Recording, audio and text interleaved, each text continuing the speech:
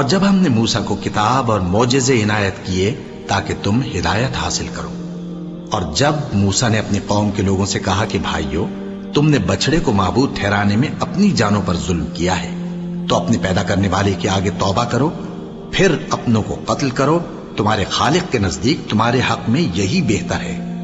پھر اس نے تمہارا قصور معاف کر دیا، وہ بے شک بڑا معاف کرنے والا ہے، بڑا مہربان ہے۔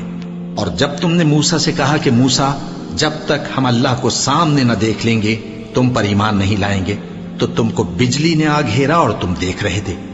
پھر موت آ جانے کے بعد ہم نے تم کو اثر نو زندہ کر دیا تاکہ احسان مانو، اور ہم نے بادل کا تم پر سایہ کیے رکھا اور تمہارے لیے من و سلوہ اتارتے رہے کہ جو پاکیزہ چیزیں ہم نے تم کو عطا فرمائی ہیں ان کو کھاؤ پیو، مگر تمہارے بزرگوں نے ان نعمتوں کی کچھ قدر نہ جانی، اور وہ ہمارا کچھ نہیں بگاڑتے تھے بلکہ اپنا ہی نقصان کرتے تھے۔ اور جب ہم نے ان سے کہا کہ اس گاؤں میں داخل ہو جاؤ اور اس میں جہاں سے چاہو خوب کھاؤ پیو، اور دیکھنا دروازے میں داخل ہونا سجدہ کرتے ہوئے اور حطوتن کہنا، ہم تمہارے گناہ معاف کر دیں گے اور نیکی کرنے والوں کو اور زیادہ دیں گے، تو جو ظالم تھے انہوں نے اس لفظ کو جس کا ان کو حکم دیا تھا بدل کر اس کی جگہ اور لفظ کہنا شروع کیا، پس ہم نے ان ظالموں پر آسمان سے عذاب نازل کیا کیونکہ نافرمانیاں کیے جاتے تھے۔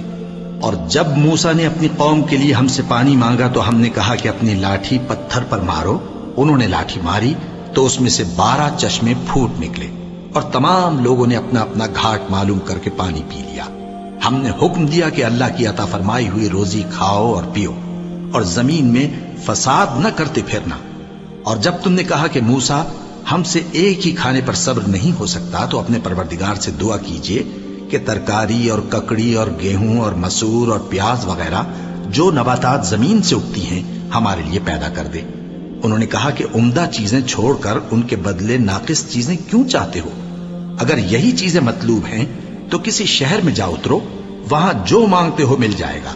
اور آخر کار ذلت و رسوائی اور محتاجی و بے نوائی ان سے چمٹا دی گئی، اور وہ اللہ کے غضب میں گرفتار ہو گئے، یہ اس لیے کہ وہ اللہ کی آیتوں سے انکار کرتے تھے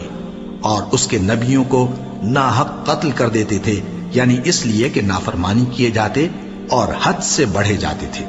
جو لوگ مسلمان ہیں یا یہودی یا عیسائی یا ستارہ پرست، یعنی کوئی شخص کسی قوم و مذہب کا ہو،